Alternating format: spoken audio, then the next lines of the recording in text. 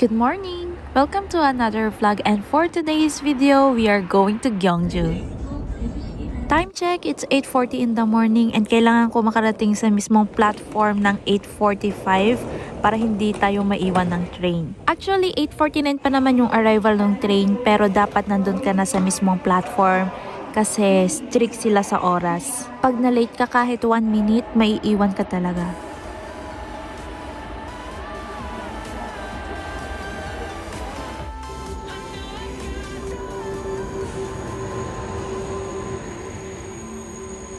Ayon, sumakses ang person, hindi siya naiwan ng train. From Daejeon to Gyeongju, it takes 1 hour and I paid like almost 1,000 peso for my train ticket. Kasama ko nga pala yung friend ko and we decided to go Gyeongju for our spring travel.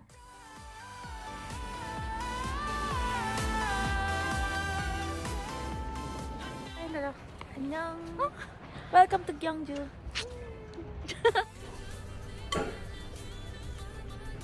Very nice. Lumula.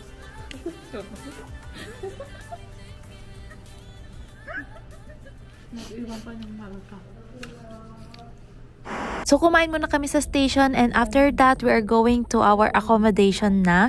Medyo malayo yung nabook naming accommodation from Gyeongju station. It takes around 40 to 45 minutes. Isa sa napansin ko dito sa Gyeongju is ang tagal ng bus interval nila. Maybe because papunta kami sa outskirt part nila pero sobrang ganda talaga ng place. Sakto din yung napili naming travel days for this Gyeongju trip kasi bloom na yung mga cherry blossoms. So kung balak nyo mag-unwind, pumunta kayo dito sa Gyeongju kasi sobrang aliwalas at napakatahimik ng lugar.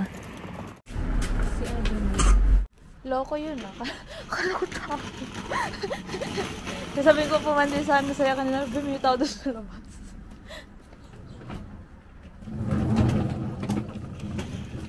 Dapat ba pindutin to? Or pasok na? Ano ba? Dapat ba pindutin to? Oh, buto.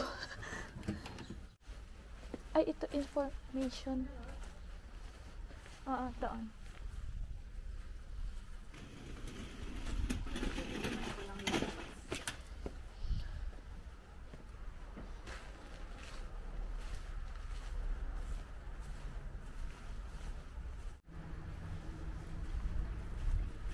Hindi ba sa gilid? Ayun, yung parang maliit na cabin. Na-videohan mo, Mi? Hindi pa.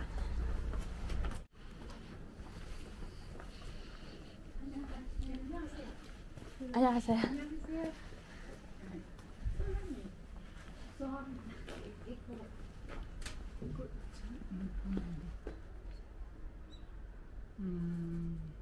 싱가포르에?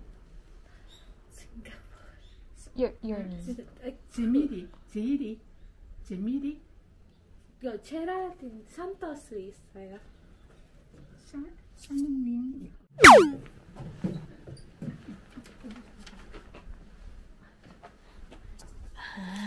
Sige, mamaya natin kunin yung gamit.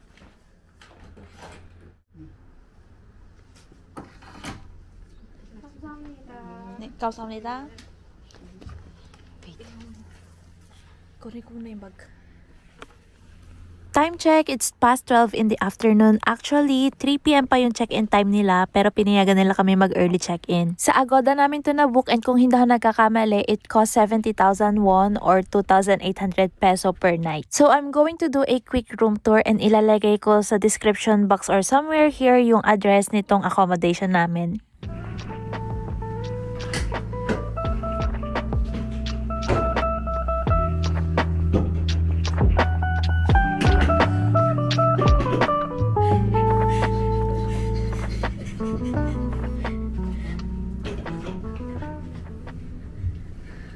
So yung pinakamaliit lang na room yung kinuha namin, pagpasok nyo nandyan yung bed and syempre hanok style to kaya sa sahig lang pero ang kapal ng kutsyon and very comfortable. In fairness, it's quite spacious tas meron din silang mini ref and may patubig. May TV and Wi-Fi din sila so pwede kayo mag-Netflix and chill. And let's go to the exciting part which is yung CR nila. Hindi na ako nag-expect masyado kasi Korean traditional house to pero yung CR nila grabe para kang nasa hotel. Malinis and malaki yung space plus meron silang bidet. So sulit na yung almost 3,000 pesos nyo kasi may sarili kayong bathroom and kung sa ibang lugar to lalo na sa Seoul, ang mahal magstay sa Hanok. So that's all for today's video. Thank you so much for watching and don't forget to like and subscribe in my channel and see you guys on my next video. Annyeong! Good!